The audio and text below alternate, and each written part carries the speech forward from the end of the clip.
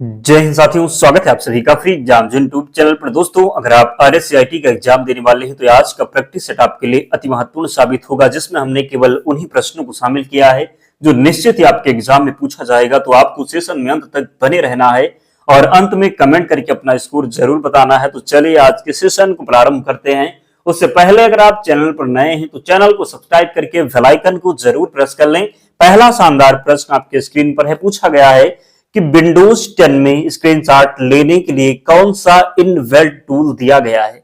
Paint, snipping tool, Cortana, Windows media player. तो बताइए कि विंडोज 10 में स्क्रीनशॉट लेने के लिए कौन सा इनबिल्ट टूल दिया गया है?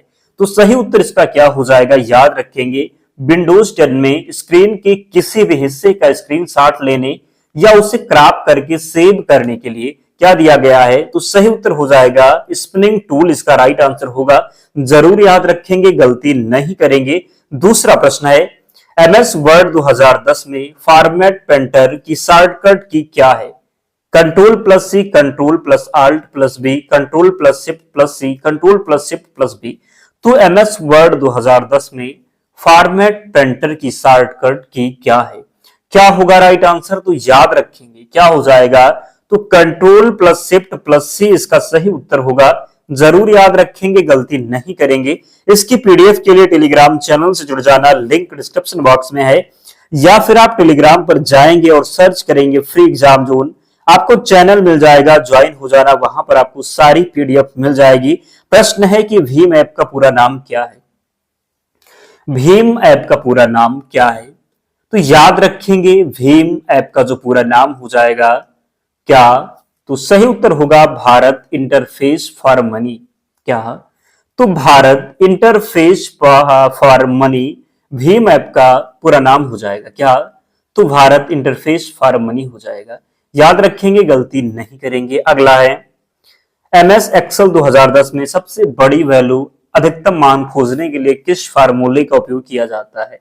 तो मैक्स हो जाएगा, गलती नहीं करेंगे। अगला है, निम्नलिखित में से कौन सा एक साइबर खतरा नहीं है? Trojan horse, e commerce, phishing या फिर स्पाईवेयर।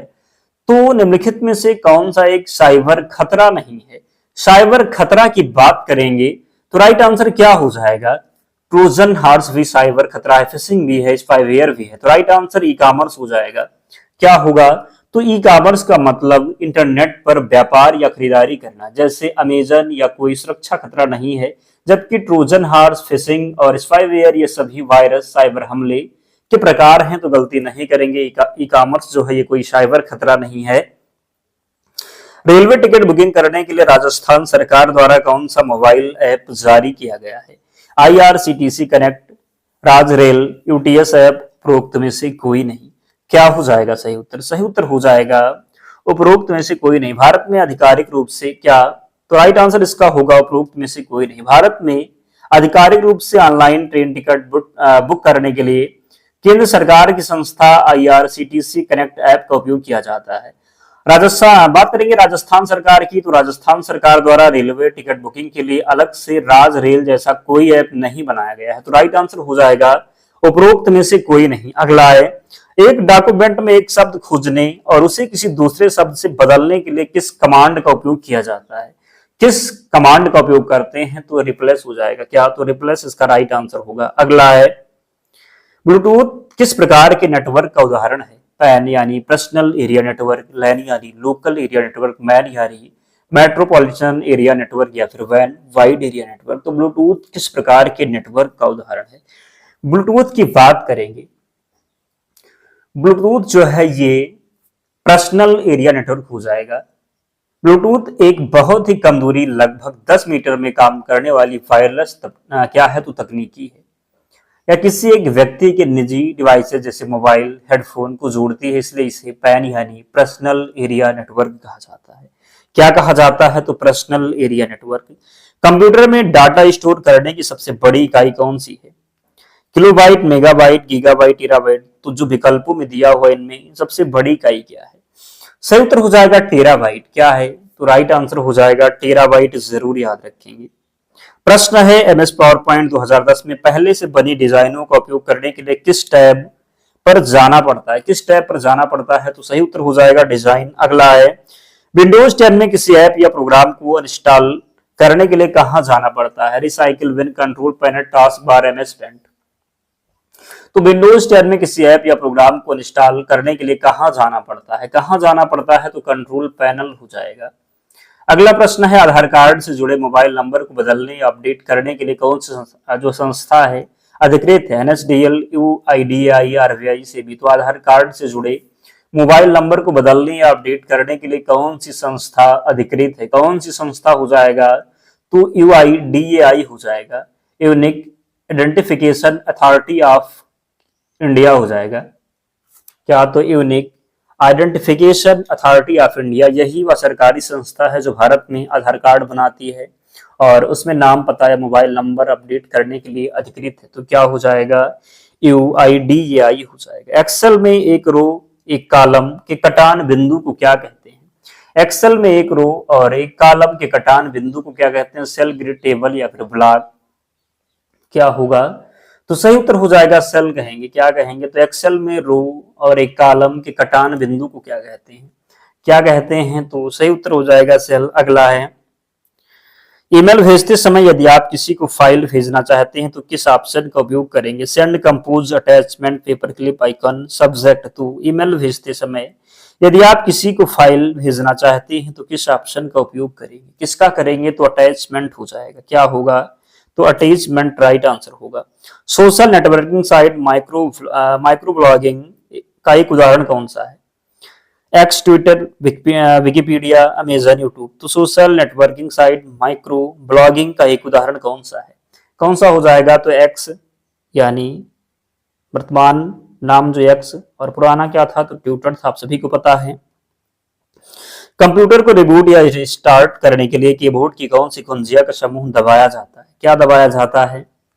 तो याद रखेंगे, सही उत्तर हो जाएगा control plus art plus delete. Computer को रिबूट या रिस्टार्ट करने के लिए, कंप्यूटर को रिबूट या रिस्टार्ट करने के लिए कीबोर्ड की कौन सी कुंजियों को समूह दबाया जाता है? तो control plus alt plus delete हो जाएगा। जीपीएस का पूरा नाम क्या है? जीपीएस का पूरा नाम हो जाएगा ग्लोबल पोजिशनिंग सिस्टम हो जाएगा। क्या होगा? तो जीपीएस का पूरा नाम क्या हो जाएगा? ग्लोबल पोजिशनिंग सिस्टम इसका राइट आंसर होगा। एमएस वर्ड 2010 में बाय डिफॉल्ट ओरिएंटेशन कैसा होता है? लैंडस्केप, पोर्ट्रेट, स्क्वायर, उपरोक्त में से कोई नहीं। तो क्या हो जाएगा? राइट आंसर पोर्ट्रेट होगा। एमएस वर्ड 2010 में बाय डिफॉल्ट पहले यानी ओरिएंटेशन कैसा होता है? क्या? तो ओरिएंटेशन कैसा होगा? कैसा होगा? तो ये पोर्ट्रेट होगा। अगला है, ईपीडीएस प्रणाली के संदर्भ में एफपीएस का पूरा नाम क्या है? Fair price of, fast price of, first price of, free price of. तो ईपीडीएस प्रणाली के संदर्भ में एफपीएस का पूरा नाम क्या है? क्या है? तो फेयर प्राइस ऑफ हो जाएगा। क्या? तो फेयर प्राइस ऑफ सही उत्तर होगा। विंडोज 10 में डेटा बैकअप और रिस्टोर करने के लिए कौन सा फीचर दिया गया है? File history, Windows defender, Cortana, disc cleanup. तो विंडोज 10 में डेटा बैकअप और रिस्टोर करने के लिए कौन सा फीचर दिया गया है? कौन सा फीचर दिया गया है? तो सही उत्तर इसका हो जाएगा फाइल हिस्ट्री। क्या? तो फाइल हिस्ट्री राइट आंसर होगा। मॉनिटर या स्क्रीन पर दिखने वाले छोटे छोटे बिंदुओं को क्या कहा जाता है जिससे से इमेज बनती है? पिक्सल, रेजोल्यूशन, विड्थ या फिर रिफ्रेश रेट। तो मॉनिटर या स्क्रीन पर दिखने वाले छोटे छोटे बिंदुओं को क्या कहा जाता है जिससे इमेज बनती है? क्या हो जाएगा? तो राइट आंसर पिक्सल हो जाएगा। क्या होगा? तो पिक्सल होगा। निम्नलिखित में से कौन सा एक मान्य सर्च इंजन नहीं है? गूगल, बिंग, याहू या फिर जीमेल। तो निम्नलिखित में से कौन सा एक मान्य सर्च इंजन नहीं है? तो गूगल, बिंग, याहू। बाकी जो जीमेल है ये सर्च इंजन नहीं है। ई गवर्नेंस का कौन सा प्रकार नागरिक को सीधे सरकारी सेवाएं प्रदान करता है? G2G, G2C, G2B, C2C। क्या हो जाएगा? तो G2C होगा, यानी government to citizen. E governance का कौन सा प्रकार नागरिकों को सीधे सरकारी सेवाएं प्रदान करता है? तो G2C हो जाएगा, गवर्नमेंट टू सिटीजन हो जाएगा। पैन कार्ड आवेदन करने के लिए ऑनलाइन पोर्टल कौन सा है? एनएसडीएल, एनबीएसबी, आधार पोर्टल, पासपोर्ट पोर्टल। क्या होगा सही उत्तर? सही उत्तर हो जाएगा एनएसडीएल हो जाएगा। भारत में नया पैन कार्ड यानी परमानेंट अकाउंट नंबर बनवाने या उसमें सुधार करने के लिए मुख्य रूप से एनएसडीएल अब प्रोटेन या UTIITSL के ऑनलाइन आधिकारिक पोर्टल का उपयोग किया जाता है। तो राइट आंसर क्या हो जाएगा? सही उत्तर इसका हो जाएगा NSDL पोर्टल। अगला है MS एक्सेल 2010 में चार्ट इंसर्ट करने की शॉर्टकट की क्या है तो F11 हो जाएगा।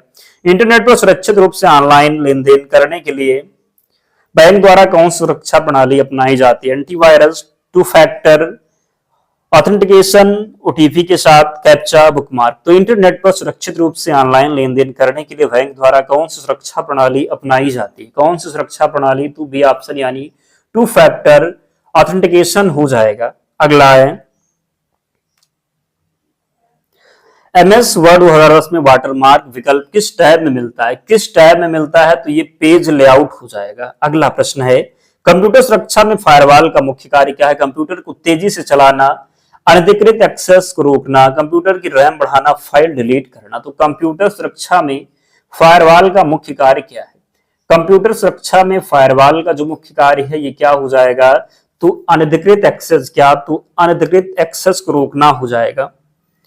एक वेबसाइट के मुख्य पेज, पहले पेज को क्या कहा जाता है? Web page, home page, master page, first page. तो एक वेबसाइट के मुख्य पेज यानी पहले पेज को क्या कहा जाता है? क्या कहते हैं? तो होम पेज कहते हैं। क्या कहते हैं? तो होम पेज कहते हैं। नया पैन कार्ड बनाने के लिए कौन सा फॉर्म भरना अनिवार्य है? नया पैन कार्ड बनाने के लिए कौन सा फॉर्म भरना अनिवार्य है? कौन सा फॉर्म हो जाएगा? तो फॉर्म 49A हो जाएगा। निम्नलिखित में से कौन सी एक नॉन वोलेटाइल यानी अस्थाई मेमोरी है? रैम, कैश मेमोरी, रोम या फिर वर्चुअल मेमोरी? बात होगी तो सही उत्तर ROM यानी रीड ओनली मेमोरी हो जाएगा। ये क्या है? तो ये एक अस्थाई मेमोरी है। क्या है?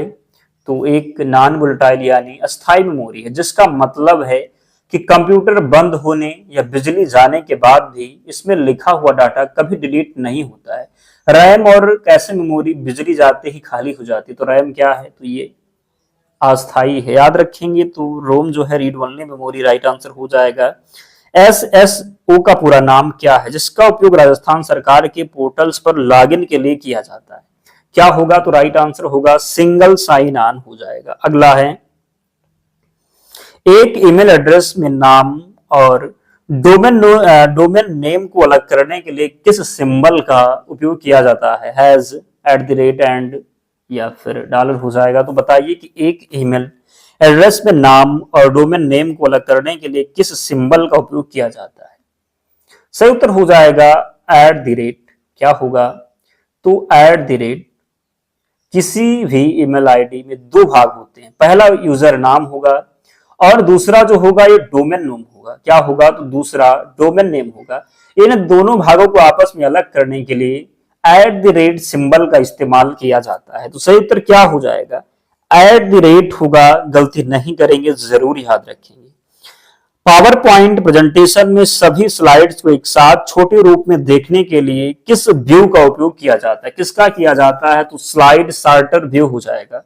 क्या होगा? तो स्लाइड सॉर्टर व्यू इसका राइट आंसर होगा। अगला प्रश्न है MS एक्सेल में सेल कंटेंट को एडिट यानी बदलने के लिए कीबोर्ड की कौन सी फंक्शन की का उपयोग होता है? कौन सी फंक्शन की हो जाएगा? तो राइट आंसर होगा F2। क्या होगा? सही उत्तर F2 हो जाएगा। MS एक्सेल में जब आप किसी सेल पर जाकर कीबोर्ड का F2 बटन दबाते हैं तो वह सेल एडिट मोड में आ जाती है। इसके बाद आप उस सेल के अंदर लिखे हुए फार्मूले या टेक्स्ट में आसानी से बदलाव कर सकते हैं। तो राइट आंसर क्या हो जाएगा? तो V ऑप्शन हो जाएगा। गलती नहीं करेंगे। दोस्तों 35 प्रश्न थे, तो कमेंट कीजिए और बताइए कि 35 प्रश्नों में आपका स्कोर क्या रहा। कितने प्रश्न आपसे सही हो पाए जरूर कमेंट करके बताएं। और इसकी PDF के लिए टेलीग्राम चैनल से जुड़ जाना, लिंक डिस्क्रिप्शन बॉक्स में है, या फिर आप टेलीग्राम पर जाएंगे और सर्च करेंगे फ्री एग्जाम जोन, चैनल मिल जाएगा, ज्वाइन हो जाना, वहां पर आपको सारी PDF मिल जाएगी। तो मिलते हैं नेक्स्ट वीडियो में, तब तक पढ़ते रहिए, ध्यान रखिए अपना, स्वस्थ और सुरक्षित रहिए। जय हिंद।